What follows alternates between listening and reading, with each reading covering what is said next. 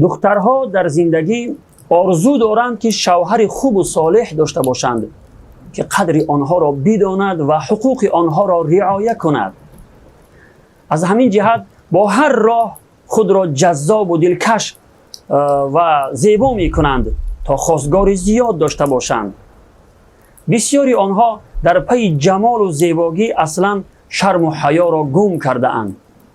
فراموش کرده اند که از جمال و زیبایی زن دیده شرم و حیای او جذابتر و دلکشتر است.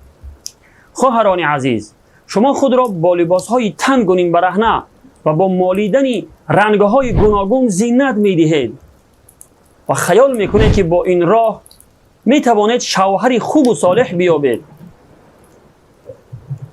شوهر خوب و صالحی که در زندگی قدر شما را بداند و حقوق شما را زیر پا نکند. ولی این خیال خام و اشتباه خیلی بزرگ است. با چنین سر و لباس به بیرون برآمدن و در کوچه و بازارها و در شبکه‌های اجتماعی خود را جلوه دادن فقط شیطان و همان مردان بلهوس چشمچران و فاسق را خوشنود می کند که آنها فقط به خاطر یک ساعت همخوابگی به شما می نگرند و شما را تعریف کرده کامپلیمنت می کنند. چون این مردان فاسق و بلهوس هرگز شما را خوشبخت کردن نمی توانند و حقوق شما را حتما زیر پا می کنند، چون که آنها حقوق خداوند را زیر پا می کنند و حلال و حرام برایشان فرقی ندارد. واقعا کسی که حق خدا را رعایت نمی کند البته حق شما را هرگز رعایت کردن نمی تواند.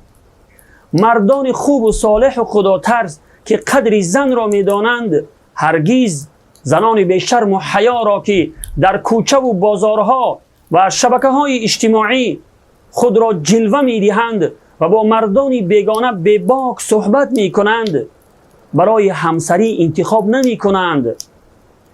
در روایات آمده است که مرد از امام حسن بصری رحمه الله پرسیدند که دخترم را به چه کسی به همسری بدهم؟ فرمود و مردی که از خدا می ترسد، چون که اگر دوستش بدارد احترامش می کند و اگر دوستش ندارد لااقل به او ظلم کرده حقوقش را زیر پا نمی کند.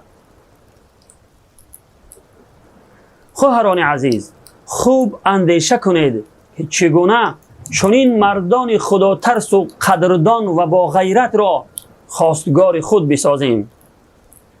الله مهربان همه خواهران ما را شرم و حیای عطا فرماید که آنها را از خودنمایی و دیگر کارهای بی‌حیایی باز دارد و همسران خوب و صالح و با غیرت و با ایمان عطا فرماید.